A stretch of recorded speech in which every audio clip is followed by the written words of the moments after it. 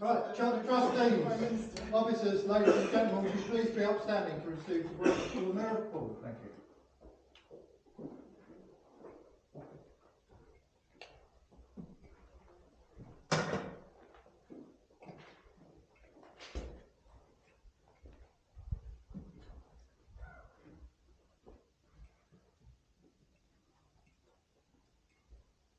Right, be seated.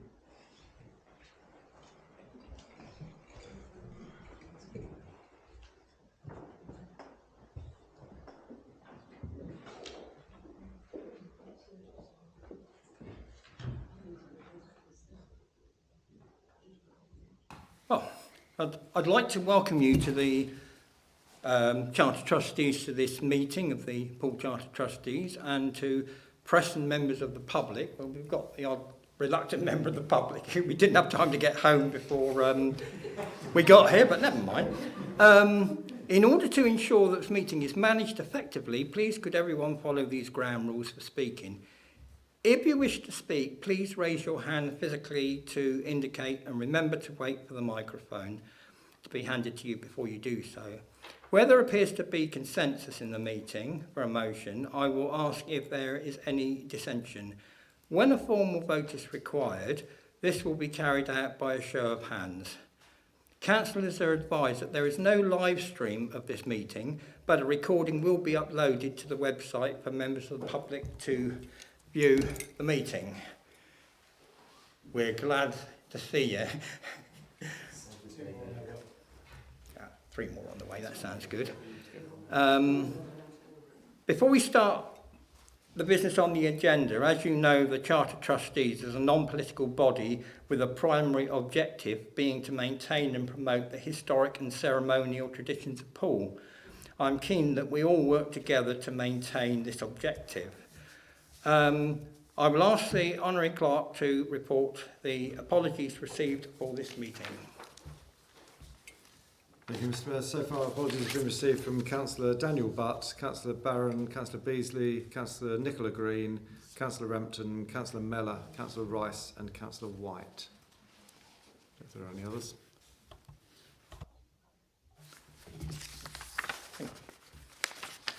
Thank you. Any declarations of interest? I can't see a forest of hands, so I'm assuming there's none. Have you received any declarations? No, Mr. Mayor, none received. No. Right, confirmation of the minutes and matters arising. We're asked to receive the minutes of the meeting held on 22nd of June and to consider any matters arising. Anybody, any issues with the minutes as published? Either. Oh. I have a question. Yep. Thank you, Mr. Mayor. There was a notice of motion that was passed, which is item 21 on the minutes, about, well, Barclays Bank, basically. What happened subsequent to the meeting reference that motion? You know, obviously it was passed. Were Barclays, for example, written to, or what? Thank you. Yeah. Yeah. Thank you, Mr. Mayor. I believe Karen Tompkins sent a letter to Barclays. I gave her the details of the account manager before she left. I can double check and I can send it to you as a copy, or the Charter Trustees after the meeting. Yeah. But there is a formal letter awaiting my signature, which became available last week, so it will be sent again. Yes, unfortunately, things didn't move at the right time, really, but so it's in hand anyway by the looks of it, and there was obviously an identical motion from BCB Council on the same subject. So, right. Anything else?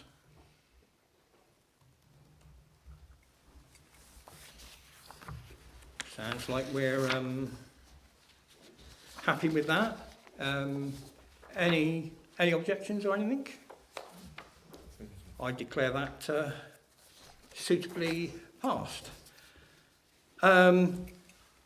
Charter Mayor's report. Right. I haven't had time to, oh, I know where it is. It's sitting in the middle of the laptop, which was hopefully going to be tidied up before I read it. Fortunately, I printed a copy. Many of us have been to a funeral, so the afternoon has gone quickly. Right. Obviously, this last period was marked by the sad passing of Her Majesty the Queen. It may not have been totally unexpected, as there was an inevitability to it, but it was still an emotional and stressful time. I attended Poole Museum to sign the Book of Condolences on the day after her passing, and another one I was advised about while signing the official book a little way away at the Dolphin Centre. We did manage to get a Union flag flying at half-mast at Poole Civic Centre, and I thank Graham Farrant and also Councillor Steve Barron for supporting my panic. There was a lot of toing and froing between places to cover the proclamations, sadly at the expense of a pre-planned celebration of the 200th anniversary of St James's Church in Poole, and all made a bit more difficult by sickness and leave. The Society of Poole did an ad hoc proclamation at the Guildhall, which I attended as me rather than mayor, trying to explain that Poole Charter Trust was not a primary or even a secondary authority, was not an easy task. The following weekend was busy. We attended a service at St James along with many members here, and then myself and the sheriff self-drove in one car to Sherborne to attend a Thanksgiving for the Queen, rushing back to observe a minute's silence, complete with a football whistle. So I thank you for the colleague that provided that, the referee service, and on Poole Civic Centre steps, followed by a final reading of the proclamation of the new King, by the light of a hastily purchased battery-powered loft light from B&Q. And then Monday stood with the community at Poole Park to watch the royal funeral, a moving experience that very clearly showed the love for Her Majesty and the changes in society over her 70-year reign. In between the dramatic events of September, there was a wide range of other events, between 60 and 80. I haven't actually done the final count on that. Many were annual events, a few were new. I learnt a lot. Every mayor says that, and maybe we should invite new councillors when we have them to accompany us to a few events so they discover the hidden Poole often below the radar, and maybe think about what they learned during their future service. Dare I say I had a few John Redwood moments, for those who remember the often repeated awkward moments of senior politicians back in the 90s. I tend to have a bit more sympathy for them nowadays. I experienced being dragged up on stage to learn a bit of Bollywood dancing, this was in Poole Park, but thought after a while I needed to look a bit more into the actions.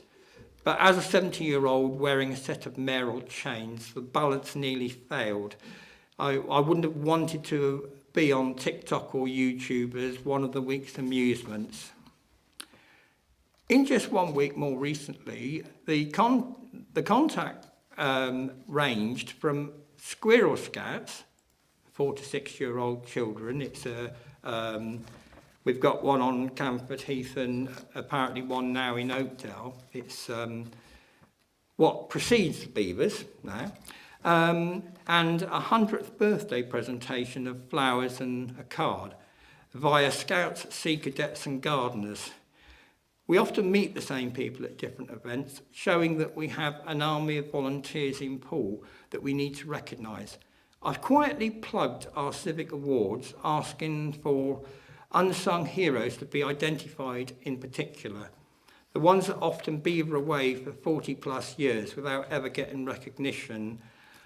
People out there want to see them there. I've certainly found that out. Even a grumpy old toothless one coughing and spluttering as discreetly as possible. The value of the history that the mayor brings, and even amongst the great and good at sand polo, you can get selfied out. Just a pity we can't back it up with a base this year, but that's for later. I will ask for any questions, but I was rather aware when I started that we should have stood in silence to Her Majesty the Queen and also former leader of Poole Borough Council, Brian Clement. So I hope we can kind of do that now before before time moves on.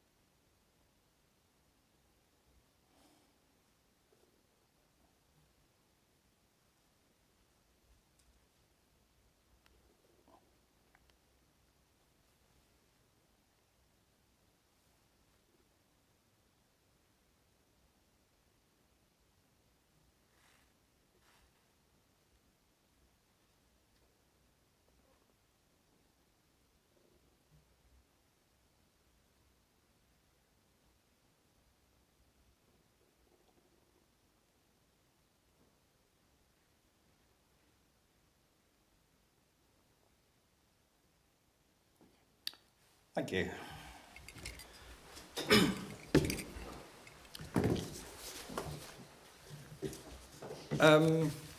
Any questions or comments on the report before I move on to the next item?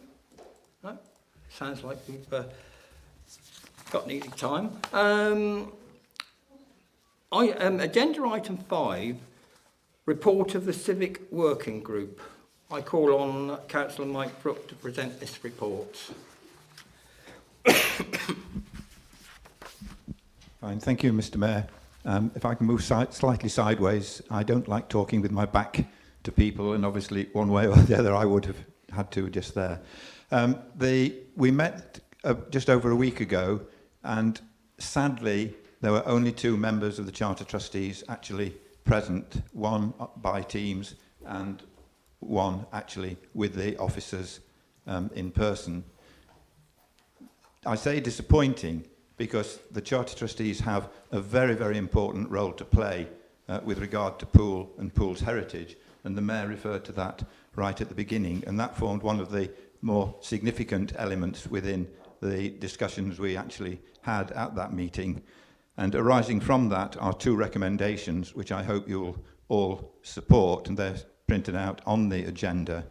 And the first one in particular, which relates to at least one meeting with the Bournemouth Charter Trustees, hopefully that will actually address not only the engagements and the role of the Charter Trustees in relationship to the chairman of the council, but also hopefully begin to raise the profile of the Charter Trustees and the job that they actually have to do in preserving Poole's heritage.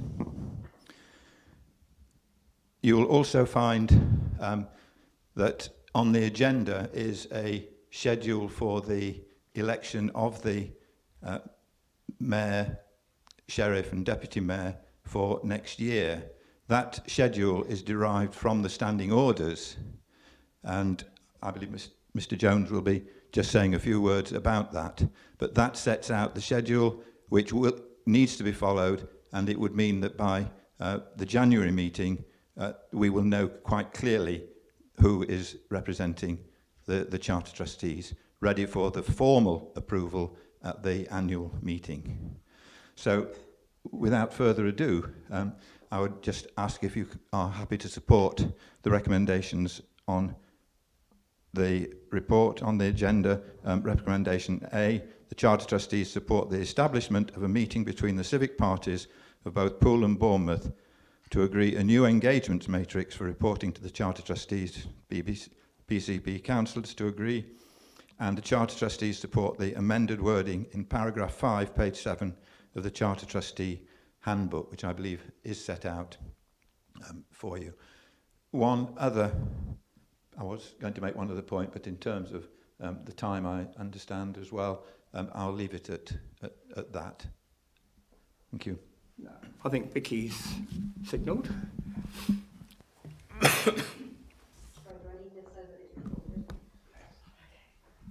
Yeah, thank you, Mr. Mayor. I wonder if I could ask a question relating to the civic working group. There were a number of other members who had expressed an interest in attending that meeting and were told that it was not allowed because we were not former mayors. Bearing in mind the lack of attendance of the people who are former mayors, and the fact that the work really needs to be done, and there is so much more that group really should be looking at. Many of us are very dissatisfied with the way that our organisation is being portrayed in the public.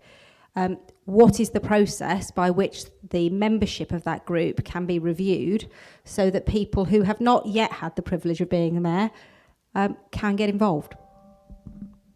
Yeah, I think I can answer part of it, but I think there'll be a more detailed answer.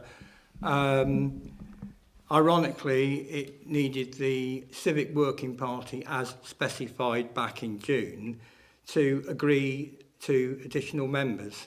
So it was a bit of a chicken and egg situation. We didn't have a chicken and we didn't have an egg, but hopefully we can get a little bit more information on that. Thank you, Mr. Mayor. The working group was established, as you know, by the Charter Trustees, so it's in the gift of the Charter Trustees to alter that membership. However, having said that, within the establishment of that working group, it was agreed that other members could be invited where they have special views or special advice or knowledge, and also particular interest in topics. I'm sure members will be invited, or Charter Trustees will be invited to future meetings. But if members who I think there were probably circumstances in terms of that last meeting why individuals were not able to attend due to illness and other issues. I think if it's probably continuing on that basis, I think it's probably right for you to review that and maybe bring that paper back from the next working group. But it's in your gift as the Charter Trustees to agree the membership.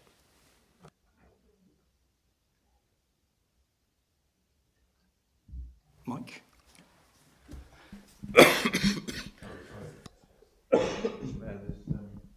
Just on a purely personal note, the reason I wasn't there was because I wasn't in the country.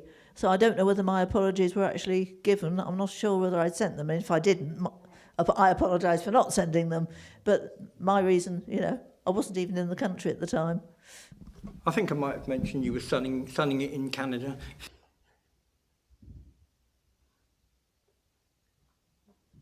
David? Just in light of what's been said, I'm conscious. Obviously, it's past mayors who form the working group. I wonder if any of those mayors aren't able to attend, for example, being out of the country or whatever, whether there is the option for them to nominate a substitute to attend in their place from among the Charter Trustees, just to ensure that we have a decent number of people at that working group. That might be a solution to the problem we've got of not having enough people there, that if they could just individually nominate a colleague from the Charter Trustees. That's an interesting question. So if that's a proposal put to the floor and the Charter Trustees were to agree that on having been seconded, I'm sure we could minute that and do that in the future.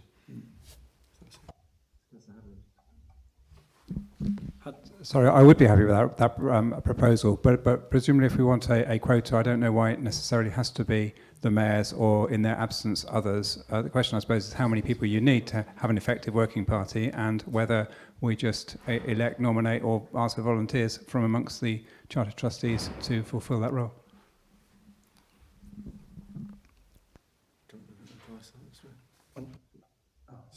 So I think the honest answer is that's what you agreed last time.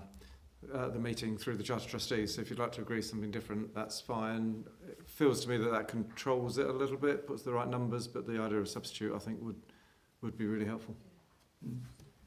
I have to admit, as Mayor, I was really surprised at the attendance. I was attending on Teams from Birmingham, and Mike was the only person in the room other than the officers supporting it.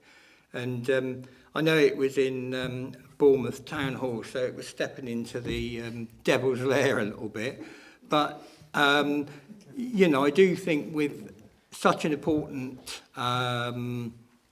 agenda, and we have got issues that we'll be talking about later on, that I think actually having more people engaged, I think the better. But it's up to fellow Charter Trustees to decide what they want to do, as has been said. Agree with that? Yeah, a proposal that we have named substitutes. I think Councillor Brown has proposed that the mayors, past former mayors or current mayor, if they can't attend, could nominate a substitute. I think it was left quite open, as you could nominate a substitute for each meeting. So if that's the proposal and the floor agreed that, then we could see if that works better next time. Right, that sounds a good place to work from. Who is happy to support that? I don't think I have to count. I think that's pretty overwhelming. Right. Thank you. And the other point was,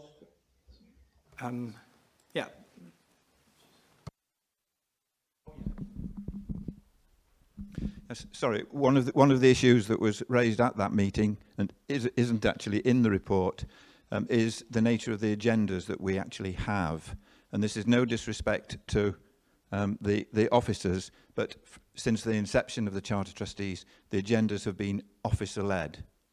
Now, if the Charter Trustees are going to have the role that they supposedly should have, then the Charter Trustees themselves ought to be setting the agenda, because it is their work that we're here to discuss and deal with. And I know the Democratic Services were in agreement with that when we discussed it. So I'm just putting that out to everyone.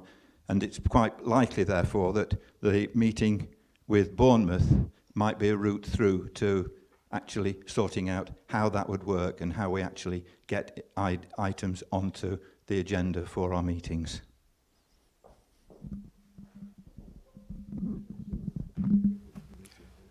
I think the suggestion was it was going to be the Mayor, Deputy Mayor and Sheriff would represent Poole in that forum. Are we all happy to proceed on that basis? Right, Diana. Thank you. I just wanted to say, if any Charter Trustee wants to take part in any of these meetings, do we apply to yourself, the Mayor, to do this? Who is actually organising the who's on the meetings, who isn't, and who do we actually contact, please? Yeah, Richard will answer. Thank you, Mr. Mayor. Thank you for the question. I think actually the Sheriff actually chairs the working group. So I think, as Councillor Brooke has mentioned, it's going to be very much member-led. So I think if there's issues that you would like to raise, I think it would be appropriate to contact Councillor Brooke, maybe myself and the Civic team, to put items potentially onto those agendas, and then as chair we can then consider those items and schedule them for future meetings. Marcus. Yeah. Right, I think there's a typo on the agenda, section 6, where you've got the list of dates. The first date is the invitation for nominations on the 17th of November, but the deadline for receipt of the nominations is the 9th. So, am I misreading it, or what? You know, is it a typo? I think that's a typo, actually. So what and following up on that, bear in mind, not everybody's here, majority isn't here. Perhaps, you know, and that's not that far away. You know, obviously, that, you know, well, perhaps you could clarify what is the date that the invitation for nominations will be going out. Thank you. Mr. Mayor, we're jumping ahead of the items. Actually, we're still on item 5. I was going to give an apology for that incorrect date. So it should clearly say December, 9th of December, for the deadline for the receipt of nominations. The invitation for nominations will be sent out on the 17th, but I've probably covered item 6 now in much of that, but we're still on item 5.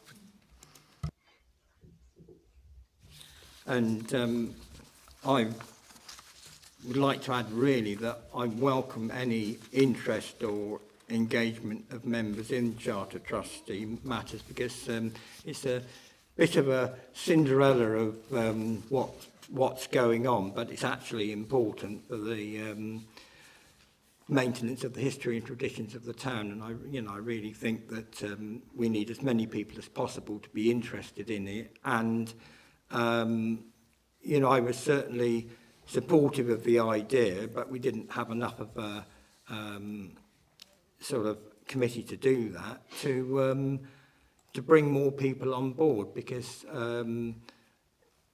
I would like some ideas, people coming forward and saying, oh, we should be doing this, doing that, and then saying, well, how do we do this and how do we do that? And but when you have a meeting where there's only two of you there, it's actually very difficult to progress.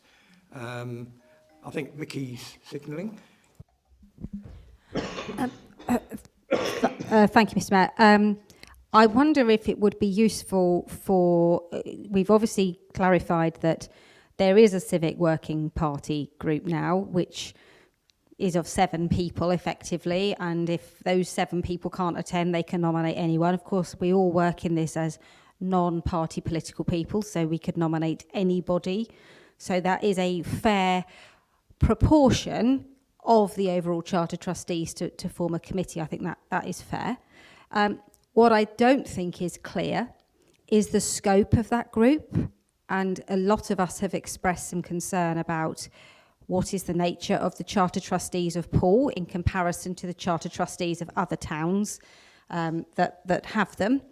And I wonder whether we need to get a much better understanding in the next 6 months or so of what the capacity of our group is.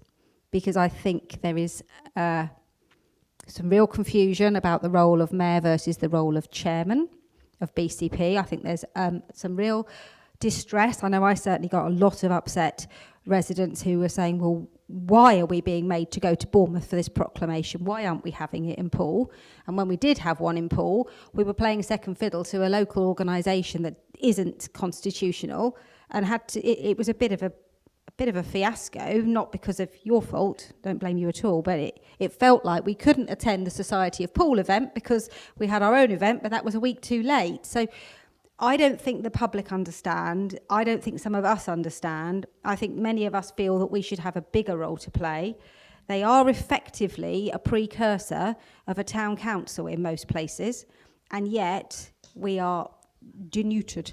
So I would like to respectfully ask that this working party actually looks at what its terms of reference is, so those of us who are not on the working party can make suggestions to the working party. Because right now you can go and meet, and if I'm not one of the lucky 7, I have no idea what you're talking about until after the event, and I'd really like to know what your forward plan is so that we can contribute to that.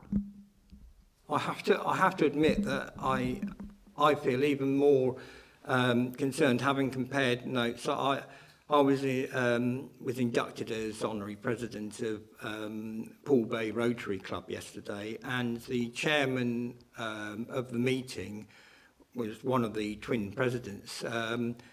Originated in Bath, where they have a charter trust, and they do things totally different. And we were on different planets as far as what the understanding was.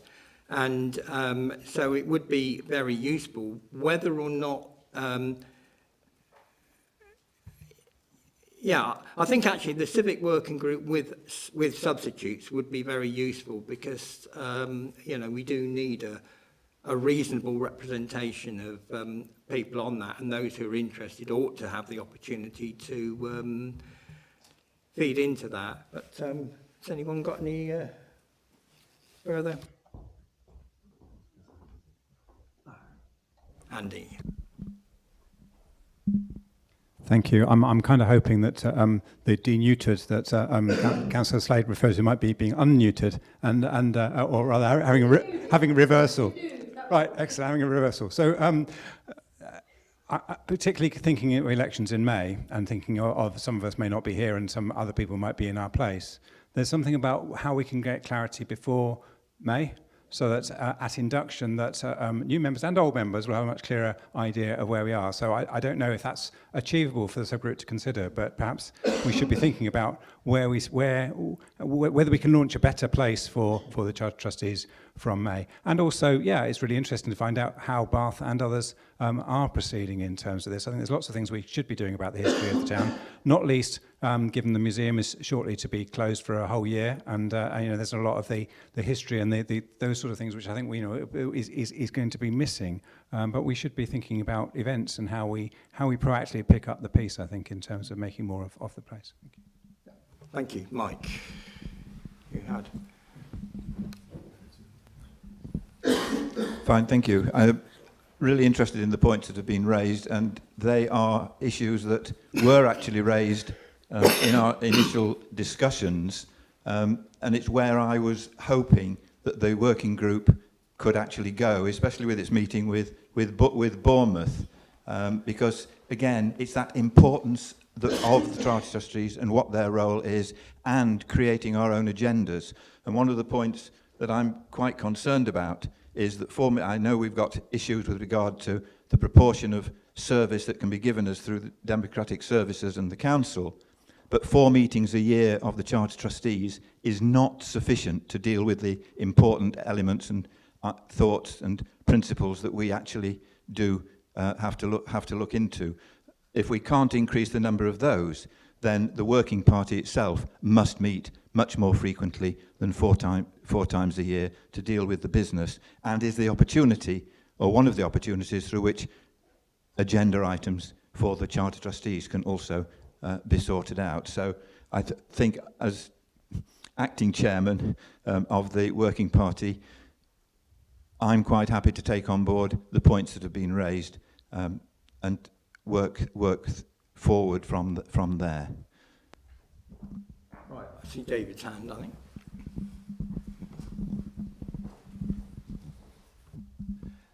Thank you, Chair.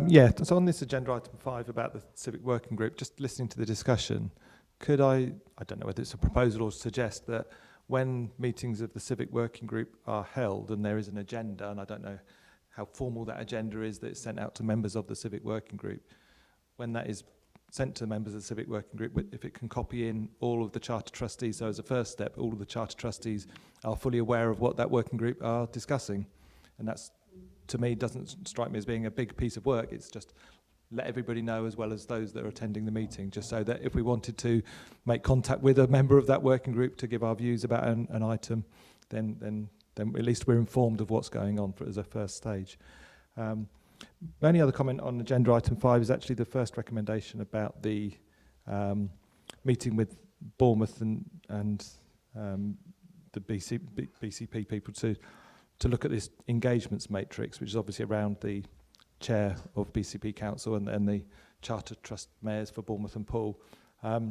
Just a comment on that one. I attended the Bournemouth Charter Trustees meeting on Monday, and there was some comment and discussion around Christchurch and the Christchurch mayor and the involvement of them, and it was commented there that actually Christchurch has, is it 5 or 6 parishes? 5 parishes.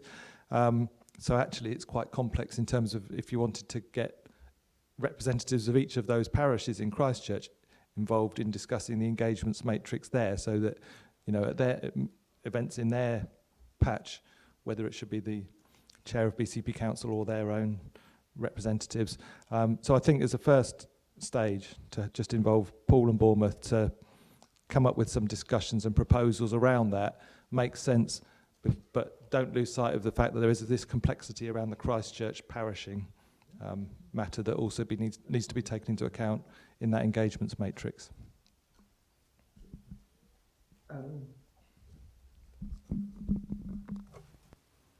Right, Mark, I think, is signalling. Yeah, thank you.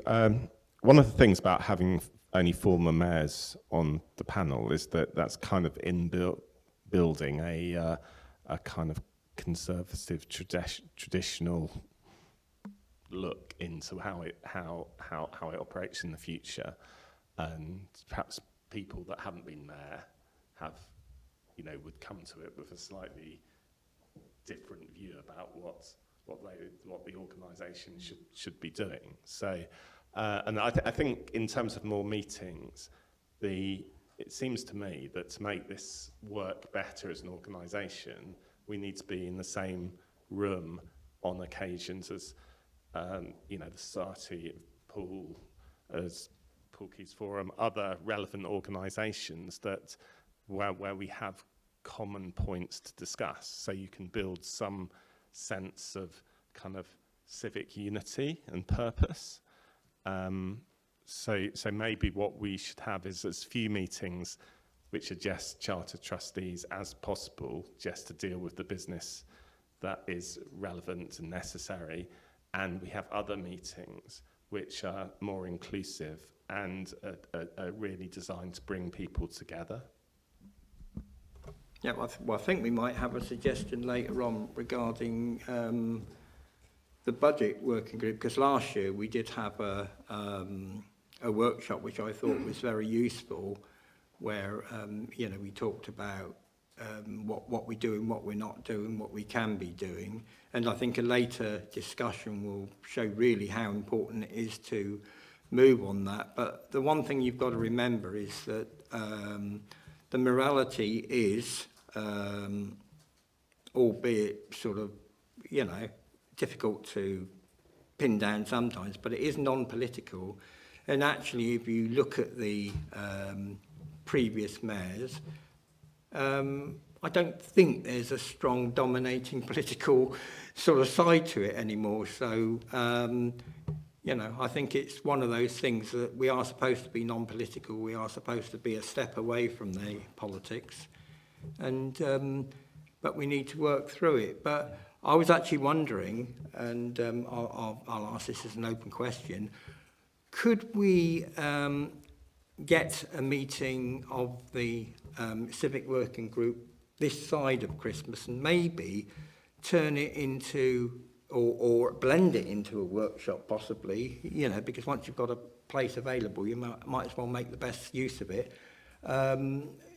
See whether we can kind of do that and also have a budget workshop and start to move things forward, because later on we're going to find that we're sitting on a fair amount of unspent money, although we don't have the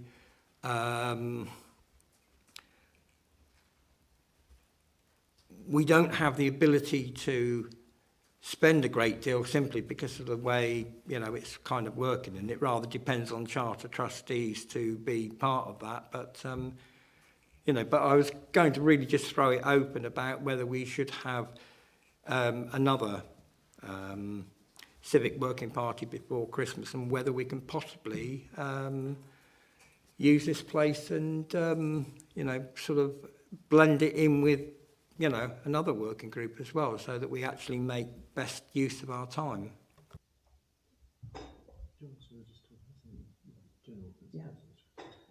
So I wonder if it might be helpful if I just spend a minute or two just identifying the functions of the Charter Trustees and being really clear about that. So I think technically the Charter Trustees are equivalent to a parish council with no powers. So there are no powers to deliver services or to do things, and the entire function in a non-political way is to support and to uphold the traditions of the mayoralty, the mayor and the sheriff. And that's if you like, that's the principal purpose, probably the sole purpose of the Charter Trustees.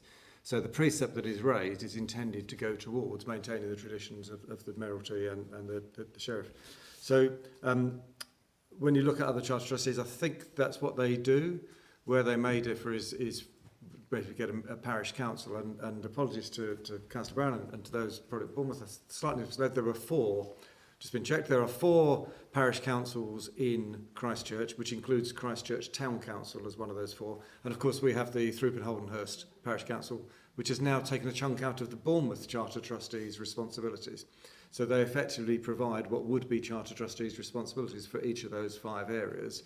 Christchurch happens to have a mayor because it's a town council, and effectively by agreement that town council has taken on all of the memorabilia, etc., from Christchurch Borough Council. Didn't need to be like that. The 4 parishes, could have split it between themselves, but they've effectively allowed Christchurch Town Council to take that and run with it.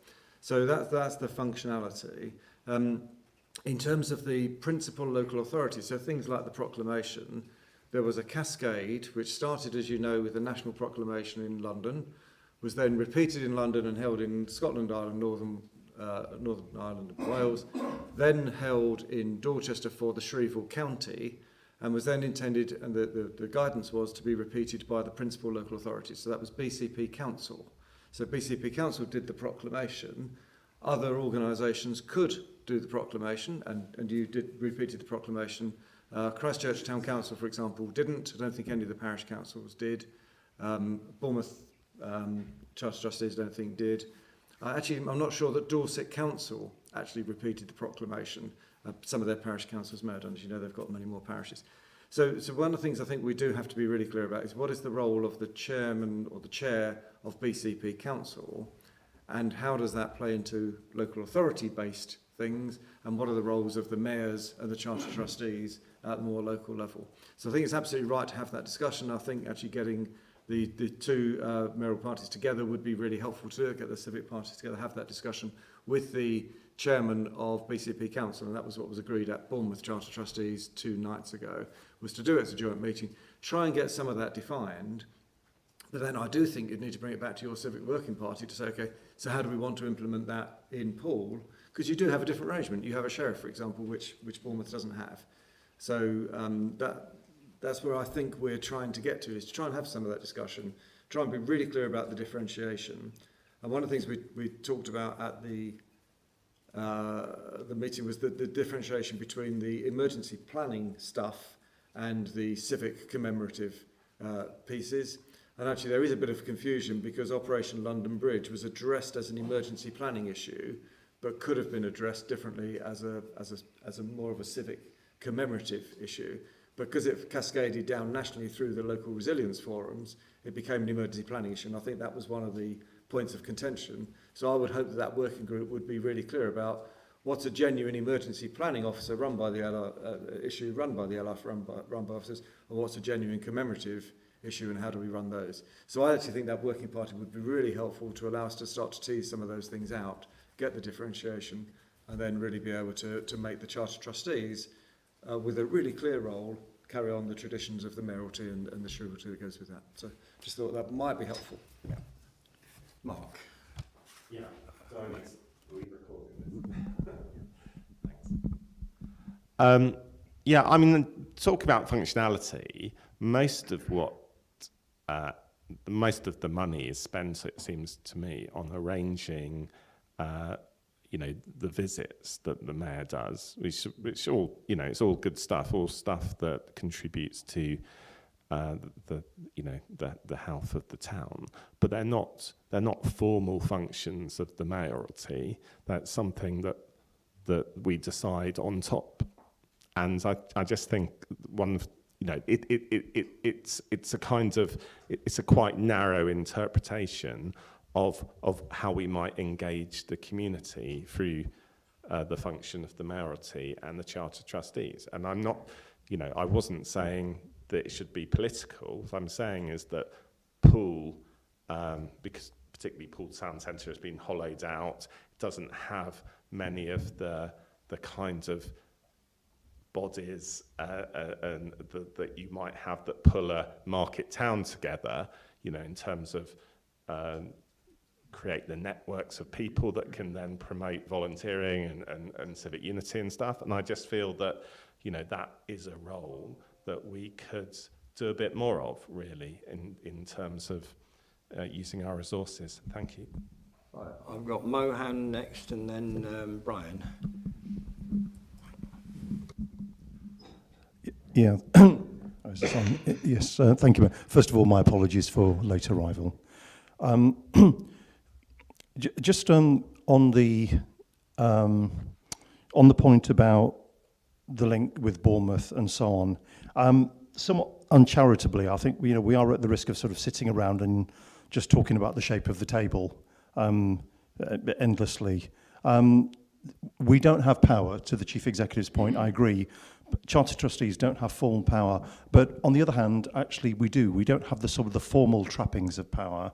On the other hand, we are individually and collectively a group of people who have rather a lot of power by virtue of things we say, things we do, behaviours, views that we carry into other forums, whether it be questions to Cabinet, comments in the media and so on and so forth, and interjections made in full council. So these things are never ring-fenced. We do have considerable power, even if it's not formal.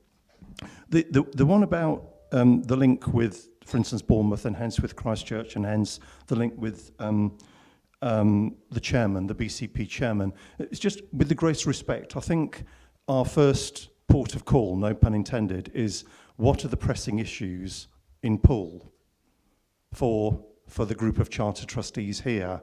And while accepting that we are not an executive body in the council and public services are administered there, there's many other things, and perhaps actually I'm alluding to some of the things that Mark has been talking about, which is we don't seem to have found a way, and maybe a civic way, of bringing in and having a regular touch base with some of the many and very eminent organisations that we have in Poole, and helping them have a voice, have an informal dialogue with them and so on, seeing how they can help and we can help them in a sort of a more informal way, but in a regular way.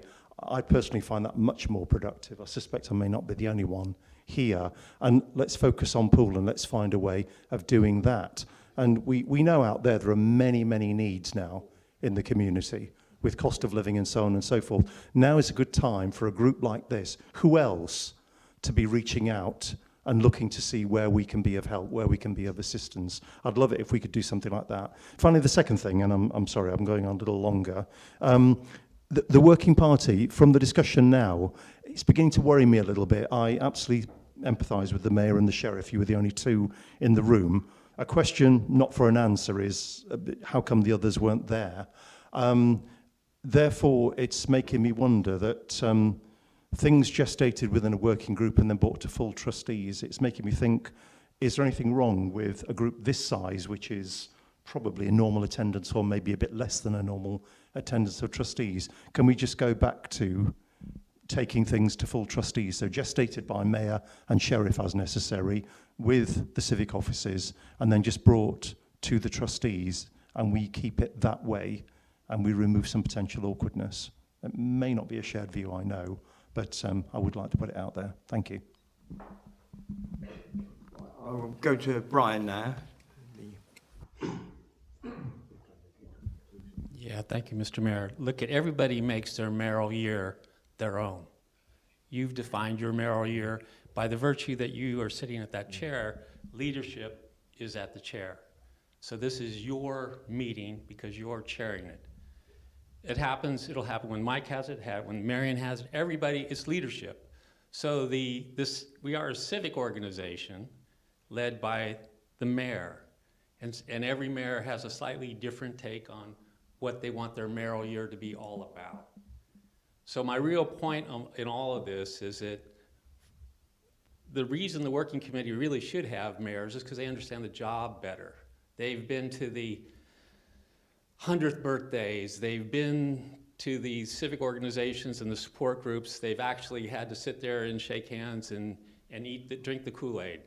So every mayor, it's right that the working group is of mayoral quality, because it's not just a job that we all kind of see. It's a job you have to actually do to understand. You have to have the experience and the leadership. So in working through all this, let's just remember it's a civic, non-political job. And that's really what we want to keep it as. And it doesn't have anything to do with Bournemouth. It has to do with promoting Poole amongst the people of Poole. Yeah, I think actually it's worth just adding a little bit of an explanation of why this discussion is going on, because apparently it was an issue that cropped up in Bournemouth with where the chairman of the BCP Council's kind of interest and responsibility lies, and where the mayor of Bournemouth's interest and responsibilities lie. And I think that was one of the reasons why they wanted something to clarify it. We haven't had the same issues in Poole. I think there's only one event I can think of where I'm told, although I didn't think that was necessarily the case, that it should have been the mayor that was invited and not the chairman of the BCP council. But so some of it is about that kind of definition of roles and so on. But I think there's probably a lot of other common interest issues there. I know I've certainly, because we end up travelling around with the Mayor and Mayoress of Bournemouth quite a bit on joint events, and, you get to know that, there are problems and frustrations in both towns, both charter trusts. But I think the important thing is that the civic working group is something else, but I do like the idea that we can have substitutes there, because it needs to move on, and that's the informal discussion group before it goes to a formal meeting. So I'd have to sort of pick a few brains as to how the sharing the agenda would work. Anyway, is there any more on this, or can we conclude this? And I think we've made decisions on the two matters that we had to. No, I can see no more hands. I will work out what the next item is now.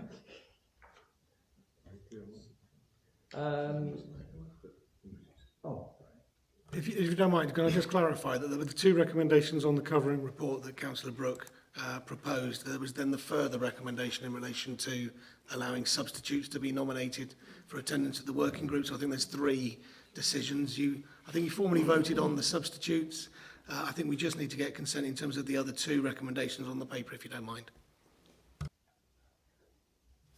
Are we happy with both of those? I think I can see a reasonable number of hands up. As long as you're happy, I would say, for enough of the conversation. Yeah. Right, it's not quite like a planning application, so we're not going to get sued by a developer for making a bad decision.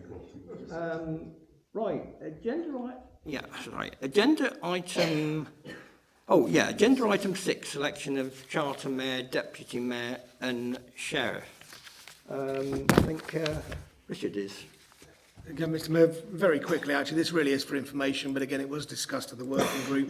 So one of your recommendations was altering the wording in relation to the selection of the Charter Mayor, Deputy Mayor and Sheriff arrangements, and you've just agreed that. But at the working group, we were requested to set out on the agenda tonight the timetable. I do apologise for that error in the second date, and for those who perhaps weren't here during that debate, the deadline for the receipt of nominations should read the 9th of December, not the 9th of November on your agenda. But invitations will be sent out on the 17th of November, and then proceed through those particular dates. The reason starting that at this point in the 17th of November, that is after Remembrance, so allowing the team to coordinate things after that, but then it will allow sufficient time, 4 weeks. And I appreciate that's over Christmas and New Year, but I think the 4-week period to respond to the ballot, if there is one, is sufficient. And then the Charter Trustee meeting on the 25th of January will receive the result of that ballot, together with confirmation of the Mayor-elect and Deputy Mayor-elect. Mike. Fine, thank you. I don't want to labour a point here, but it's been made several times today that we are a non-political organisation. In the past, when it's been time to deal with the sheriff and the mayor and the deputy mayor, there has been agreement amongst the political groups as to who it should be, with discussions going on forward. And I would make a plea that we can do that this time and set the standard for future sessions. And I would just ask that the political groups' leaders could get together to discuss, to see if you can get an agreement as to who should be sheriff next year. If we can't get that agreement, having tried, then obviously we will have to go to election. But it would be really, really good if we could get agreement through discussion in the first instance. If we can't, then this is the programme that will be followed. Thank you. Anyone else on that? Before we move on to item 7, finance update. Matthew. Thank you, Mr. Mayor. Good evening, Charter Trustees. So this is a finance update report, and it starts with the budget monitoring for the end of September. And you'll see Appendix A to the report sets out the detailed budgets and forecasts. You'll see at the very bottom of that appendix, we're forecasting to use just under £6,000 worth of reserves. We're budgeted to use 13.5, so that equates to around a £7,500 underspend. So at the very bottom of that appendix, you also see the reserves. We brought forward 109,000 with use of reserves of around 5,000, takes us to 103, which still is around 83% of our council tax preset, so still high in terms of reserves held. So reasons for the underspend, well, this is probably the first normal year we've had outside of COVID and its inception in 1920 for the Charter Trustees. We've built in activity, sorry, I've got the wrong year, 2021. Apologies. We're seeing consistent underspends on a number of budget lines. So what we're proposing, as the report picks up in terms of holding a budget workshop, is to bring some suggestions to reduce some of those budget lines that aren't being spent as previously planned. Those budget workshops hopefully will be held in November. We did just mention it earlier, Mr. Mayor, about the attendance of those workshops. It was suggested that it would be the Mr. Mayor, the Vice Mayor, the Sheriff, one previous Mayor, the budget signatories and one volunteer, but perhaps there'll be a bit of discussion after I presented this report. Lastly, the report also highlights the finalisation of the external audit for the 21-22 annual governance and accountability statement, which I presented to yourselves in June this year. And that's all on the website for yourselves and the public to review. So happily take any questions, Mr. Mayor. Right, do we have any questions? I think Matthew sat here all evening without without having any questions to answer. Oh, okay. Oh, yeah, Marcus. Yeah, as one of the budget signatories, or with Councillor Tony O'Neill, this budget workshop, I'm assuming he and myself will be invited, and obviously it might be useful for the people who are attending that to, before the meeting commences, for perhaps the draft agenda to be circulated, because there's some things missing or things that we can query, so I always find before going into a meeting, if there could be some preparation, that would be useful. So for that budget workshop, if several days beforehand a draft agenda can be circulated to the people. And following up on that, obviously I'm assuming it will be obviously the Mayor, the Sheriff, Councillor O'Neill and myself, and who else is on this working party, reflecting on what happened last year. Thank you.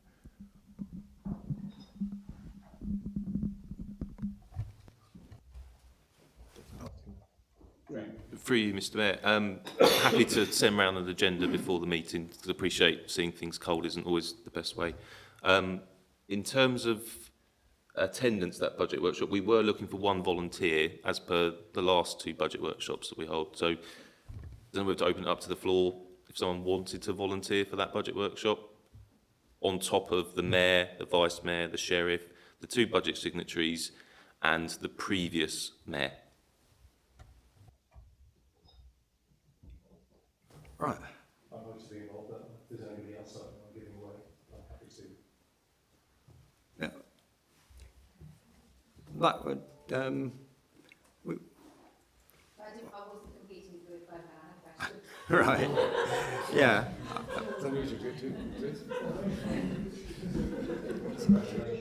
Sorry, Mohan, I didn't want to give you a bit of wobble there.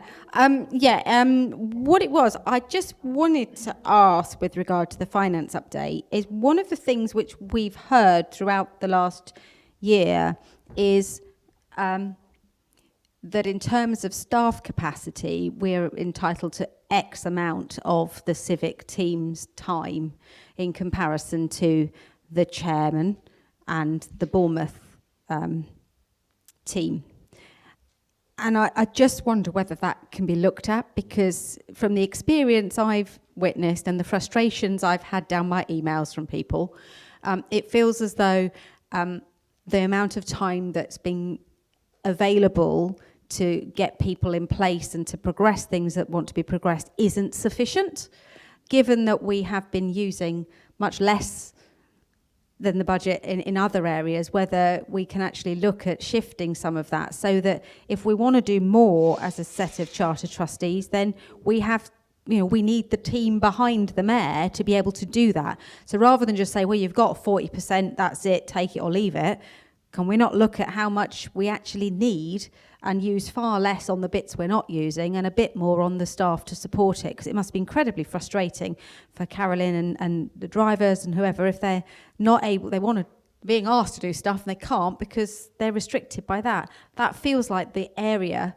where members are frustrated, and I think perhaps the Civic Party has been a little frustrated.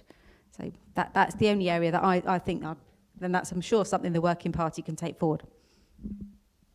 Yeah, Mohan again. Yeah, actually, it may be the similar thing in just other words. Just the budget workshop, especially if I'm in it. I just want to pick up on something that Matthew covered, and I think it's sort of Vicky's. Just it's almost what is the objective of the budget workshop? Because if the piece of paper going into it is this the one that we're looking at, maybe with a few updates, it's then sort of what.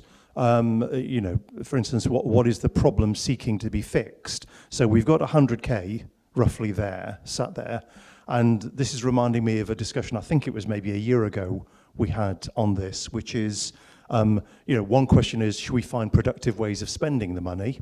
Another question possibly is, should the money just be dispersed, donated to various causes? And I think that went round the buoy a couple of times. And there could be questions 3 or questions 4 put to this.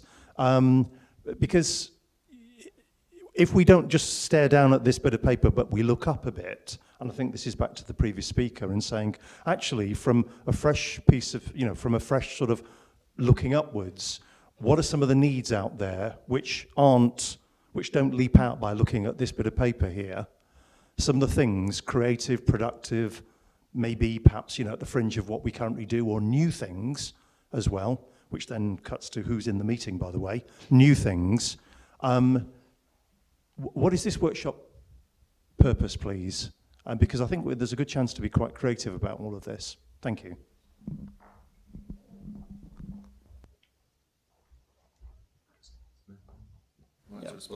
Yeah. For you, Mr. Mayor. There are some standard items that we have in the budget workshop, which are set out in the report. So one will be the review of the tax base, which will inform part of our council tax precept and what we charge for next year. We will review the recharges that come from PCP Council, so the use of the vehicles, the staff as just mentioned, in terms of support for the Charter Trustees. We will look at reserves, but in terms of suggestions for that use, that would be something that would be driven from the Charter Trustees themselves. And I also plan to bring suggestions of perhaps reducing some of the budget lines that haven't been spent consistently. That's the plan so far, but happy to take any other suggestions. Yeah. One thing we've got to do, Mohan put himself forward as the other member, and I wonder whether we're happy to confirm Mohan in that role. I can see nods. Yeah. Well, we don't seem to need a show of hands. There's only one person on the table, but yeah. So we would welcome you on board. The second sort of closed for a positive appointment this week then. Yeah.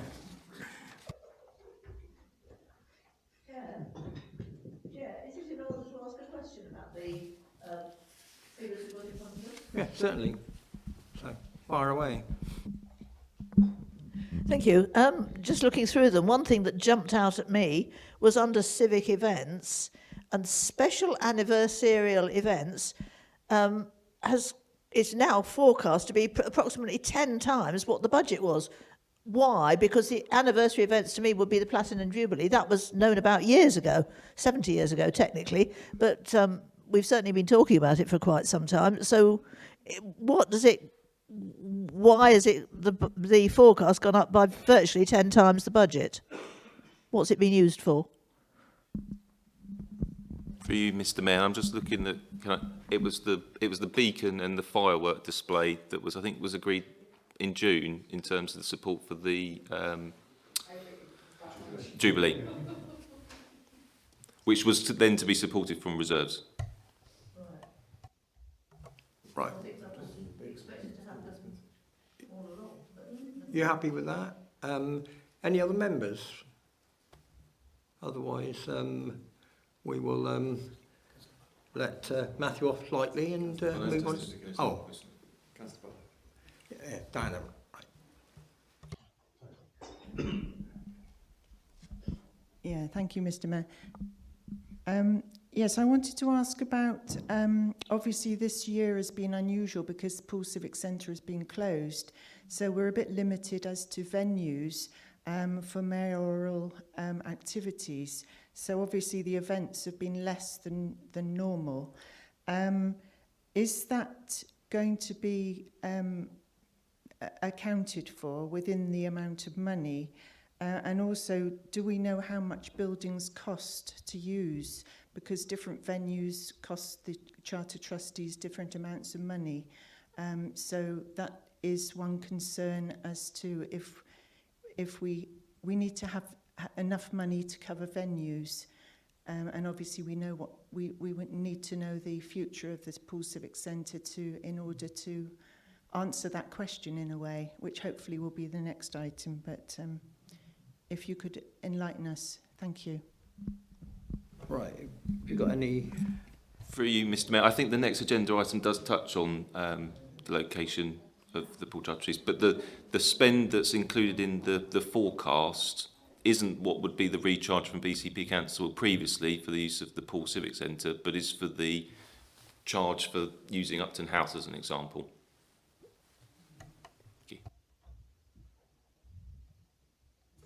Yeah, it's something I was looking for on the figures actually to see how that was reflected. Vicky, I see you.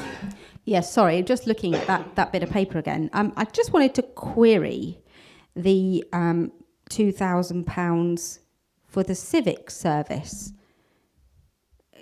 I know that the service that we all attended in our robes was not a civic service. I don't remember there being a civic service. So, was there one? Did I miss it? Because no, there wasn't a civic service. So why then was there a budget of £2,000 for a civic service and a forecast that we spent £2,000 on a civic service if there wasn't one? Well, hopefully we're going to correct that, but that's. Thank you. Yeah, for you, Mr. I think the plan was that we may hold a civic service, hence the forecast of using the £2,000 budget.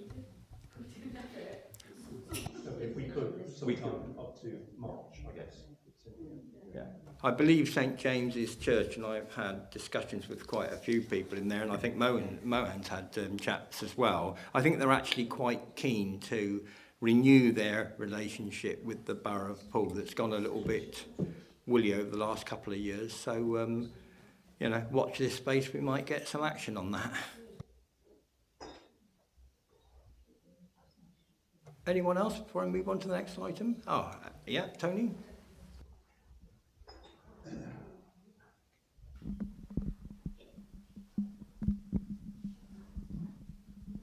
Thank you. It's going back to the review of the budget, and I raise this not for a point of debate, but a point of consideration.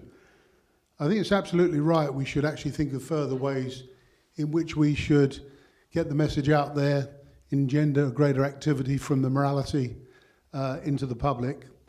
But I do have an issue. We should come up with ideas, but when I look at the funds that are sitting there, and they've been sitting there for 2-3 years, and we know COVID was part of that, and if we look at the current uptake of those funds, even with the consideration of how we might spend them, there's still a surplus. And I think we've seriously got to consider, given the economic situation, the level of precept we set for 1 year. Thank you. Yeah, I think that's something that's going got to be up for discussion as the weeks go on. Anyone else before we move on to agenda item 8? Nope. Agenda item 8, great. Thank you, Mr. Mayor. I think I was asked to give a verbal update on where we are with the Poole Civic Centre. I think Charter Trustees will be aware that BCP Future Places are now looking at Poole Civic Centre in terms of the long-term use, and they are coming up with slightly different proposals than previously. Previously, we talked about maintaining a civic slice at the end of the building, which could contain the coroner's court and activity and the specific space for the mayoralty and Charter Trustees, and then the rest of the building to be used for housing. That was the original proposal. BCP Future Places are currently looking at alternative options to that, including the potential for a hotel development on the site, but that would be preserving civic access to parts of the building for the mayoralty and for the Charter Trustees. So that would be built into any proposal in order to maintain that historic connection. The business plan for that is likely to come to BCP Council's Cabinet shortly, and please don't hold me to shortly, it's probably either the December or the January meetings that would come through as a business plan, with a view to then setting out a timetable for how that preferred development could be delivered and the options in terms of funding it and how to develop it. So we're expecting that business plan to come through. It would then be, in my view, probably a year or so after that before we would get a final business case coming through to the full council for formal agreement. So my sense is this is some way off becoming a building which the Charter Trustees can return to under that proposal. The timescales, they're always long with major building works, and that would be a major building work to convert that building into any other use. So what I'm going to propose is that the Civic Working Group, which you have, could also just add into its current working a view on the current arrangements at Upton House, get a view on how long we think that's likely to be needed, and if that is for a considerable period, then is this the right interim arrangement, and could there be perhaps potentially better interim arrangements than being at Upton House? So the update, I can't give you any more detail until I see the business case. I haven't yet seen a fully formed business case. That will be coming through to Cabinet, as I say, probably. I think it's scheduled for the December meeting, but I think place overview and scrutiny are likely to want to look at those business cases before they go to Cabinet, so getting the timing for that might be a bit tricky. But we'll bring it forward as soon as we can within the Council, and then that will give the Charter Trustees 2 issues to look at. I think one is that the right accommodation long term, and how can the Charter Trustees use that, and what do we do in the interim period for the Charter Trustees, and where is the best place, and how does it work? I think that's probably the best update I can give at this point, Mr. Mayor. Happy to take any questions. Right, Mohan's the first hand I see. Thank you, Graham. It's only consideration by the virtue of it coming December or January. Of course, that's just a few months before we've got elections. Now, of course, what I'm saying applies to many things coming through full council and cabinet, but issues to do with the civic centre are of extreme sensitivity to a number of people in Poole. I just wonder, and it's only a wonder, there's nothing more than that, I wonder about the appropriateness now of bringing a business case to council over that period, and this group of councillors currently in full council taking a decision on it, which then will be keenly watched by all residents in Poole, with, of course, then, and then the answering of questions after it and so on and so forth, and then the very strong likelihood of something possibly being rethought from May onwards. So just thinking a few steps ahead along that journey, just is it right that it comes now in December, something of this sensitivity? It's only a wonder I've got, that's all. Yeah, I've got Marion and then Marcus.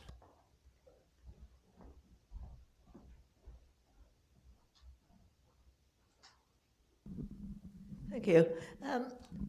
I'm struggling to know why, given that the Civic Centre building is not being used and not being worked on and it's just lying empty, why we can't continue to use the mayoral bit. It seems to me it would be good for maintenance, possibly, good for security to know the building is being used, if only occasionally.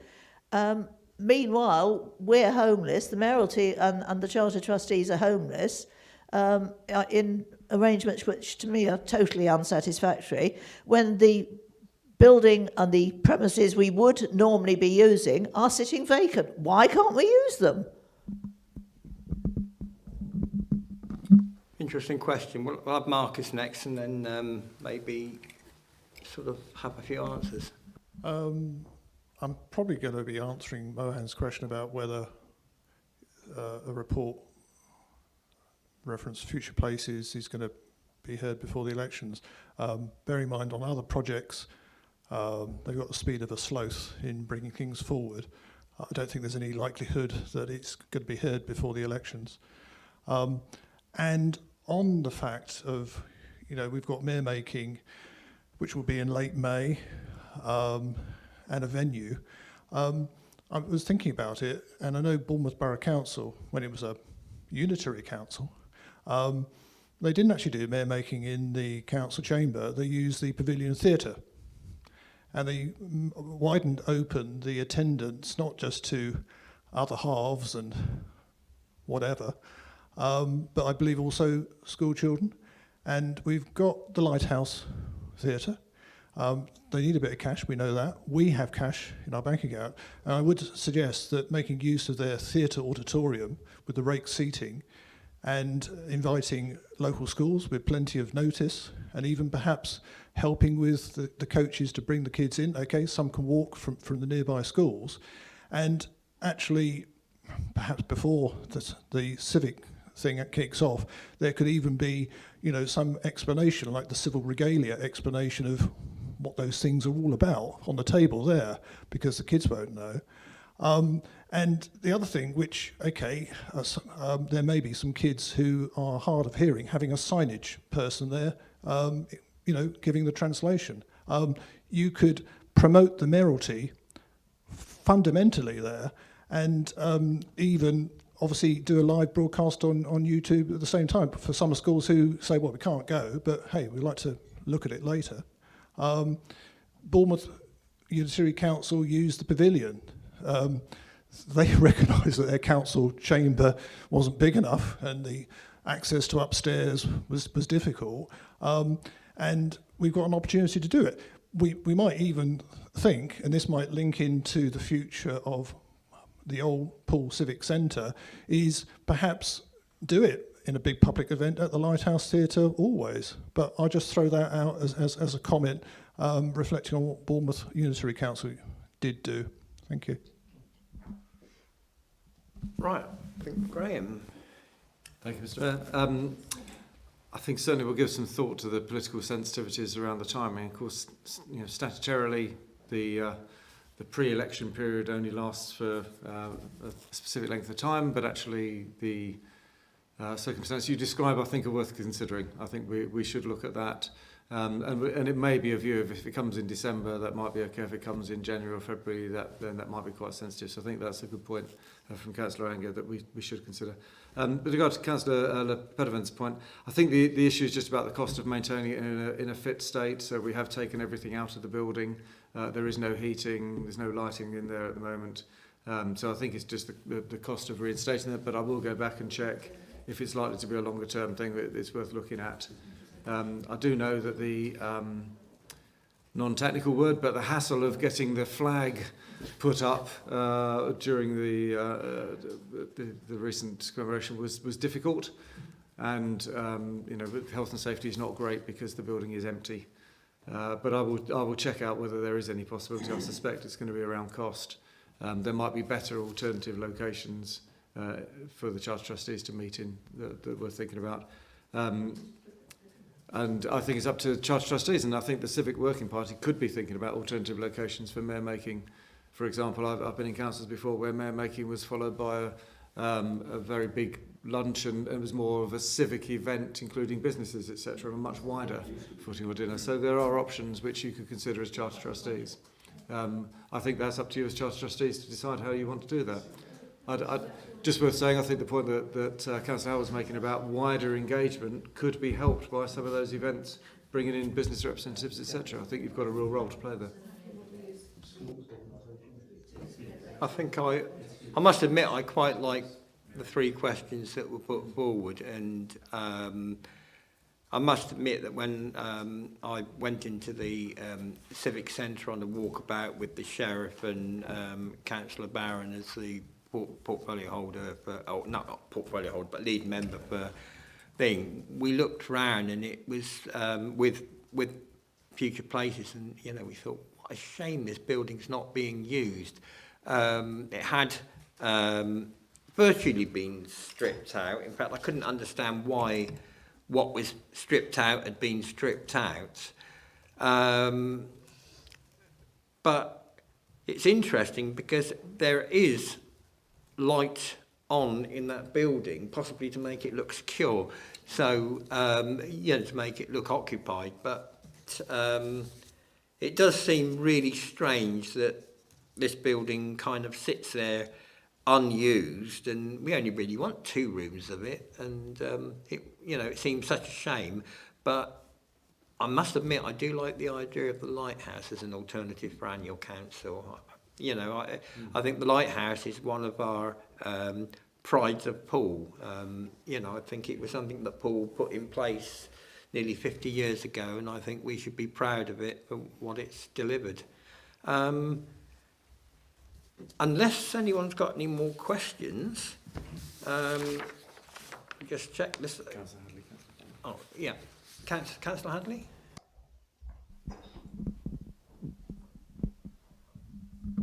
Thank you. It wasn't really a question, it was just a suggestion. So on the on potential other venues, obviously the old Guildhall is where the council used to meet, and potentially that could be a place, given it's a registry office during the day, it might be a possibility. And the other, obviously, is the RNLI, has a very good meeting facilities, so if not the Lighthouse, then maybe the RNLI. Thank you. Right, do we have any more? Councillor Butler. Yep, Councillor Butler.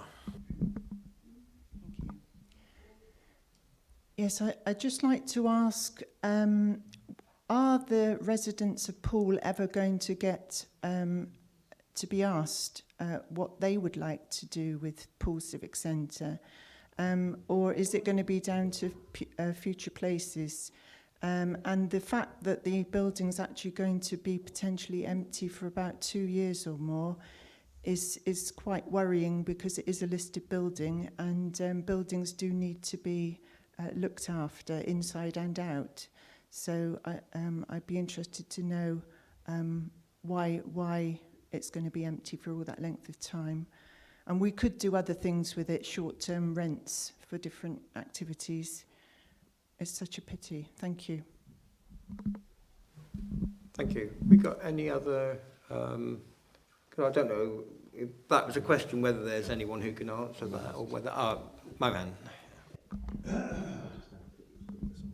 Sorry, it wasn't actually to answer Diana's point. Just on the previous ones, I just totally agree with the stance about being open and more inclusive, and the idea of the trustees on tour is not meant to be frivolous, but the idea of just using a few venues which almost represent sort of us sort of reaching out to other organisations and so on, meeting in their venues and so on. I think, not taken to an extreme, but I think the principle is a great one, which is being recognised, talking with people, liaising, especially in these difficult times that we're in. It's a great sort of identity, I think, for the trustees. Thank you. I have visions of a tour bus.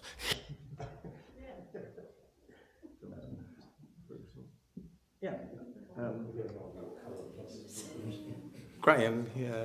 Thank you, Mr. Mayor. Just to respond to a couple of the points, really, and particularly Councillor Hadley's one. Actually, I'm going to go and visit the Guildhall, because I think the way we're using it may not be the most efficient. We might be able to look at the way BCP Council is using it and facilitate the Charter Trustees there in a different way. So I'm going to go and have a look at that myself, if that's reassuring.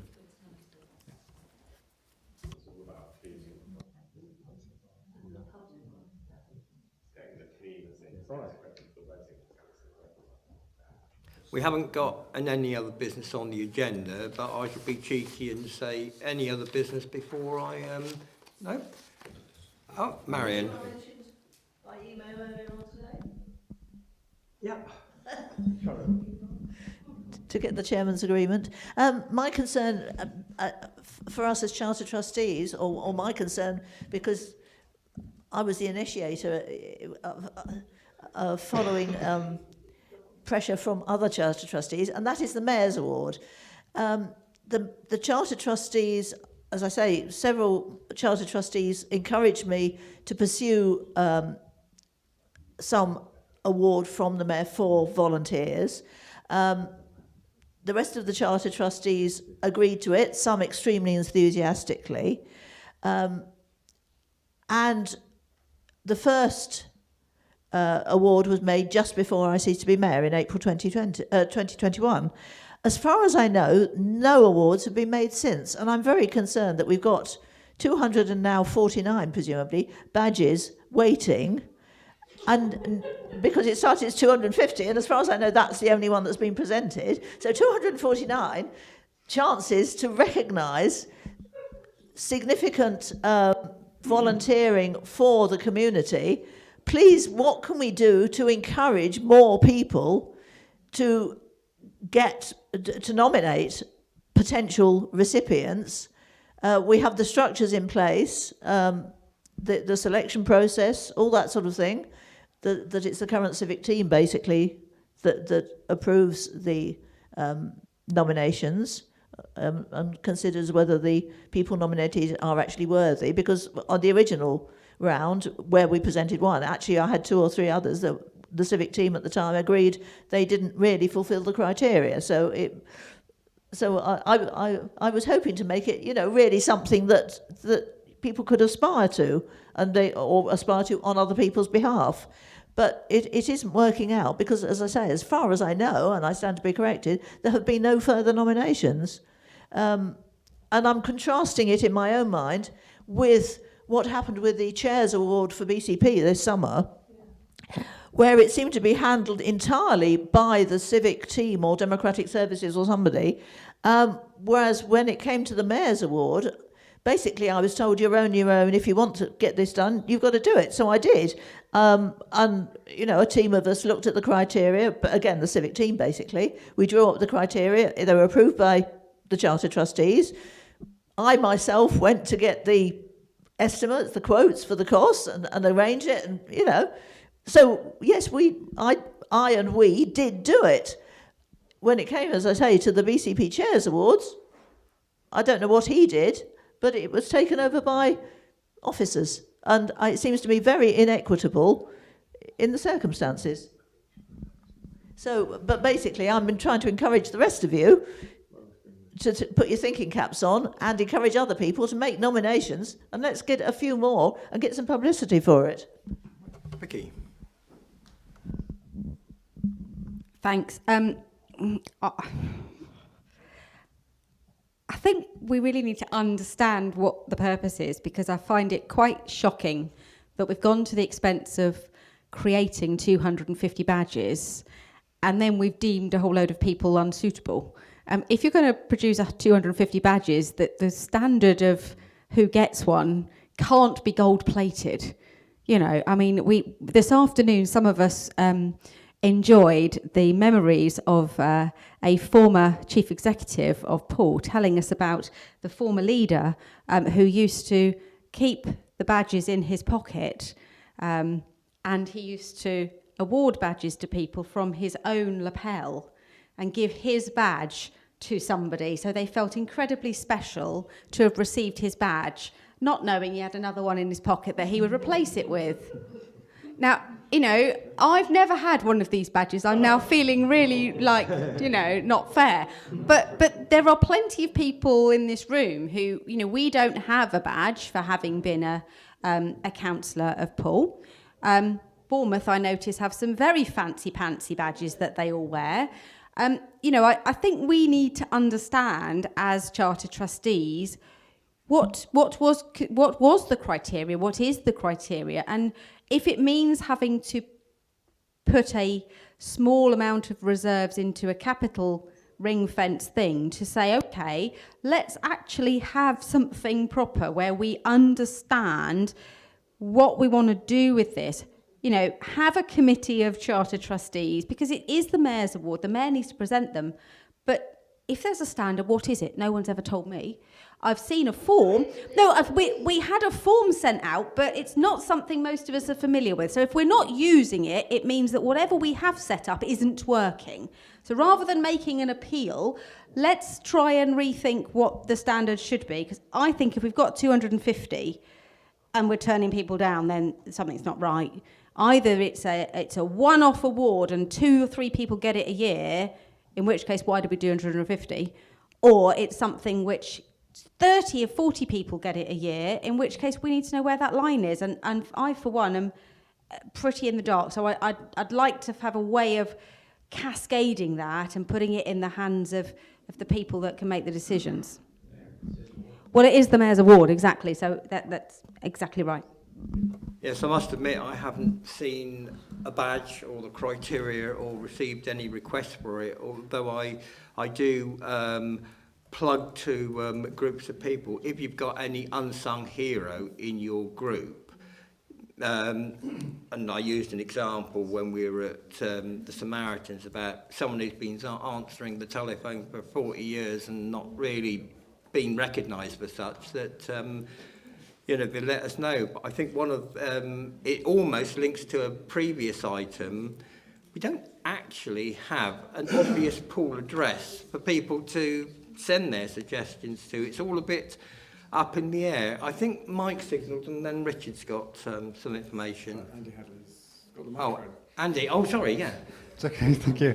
Thank you, Mr. Mayor. Yeah, actually, I came to an event in this very room, which was celebrating people who'd done really good work, and it was fascinating as a fairly new councillor at the time to sit around and hear their stories and listen to them and celebrate with them their bits. So the badge is great, but actually a badge in isolation, unless it is the one from the Pell, I actually really like that idea. Maybe we need to reset that and think about that, and maybe that's something for the Civic Working Party to think about. But it's also ties to, there are so many things where we used to do things in Poole, they're now done at BCP level, and we need to work out, when do you nominate someone for a BCP level award or a Poole level award, and make them work together? We've got to recognise that. You know, we can't just try and reproduce what we used to have. We need to work with the BCP thing, and it should potentially be the same nomination form that says, I nominate, you know, for this, or that's as part of the evaluation. Well, you don't deserve a BCP award and a cup of tea, but you can have a badge, and the mayor will give it to you. We need to work together with our colleagues, I'm saying, across the combination. Thank you. Right, Mike and then Mike Mohan and then Richard. Very, very quickly, I agree, Andy, with what you're saying, and I don't see any reason why the working group can't actually look into that.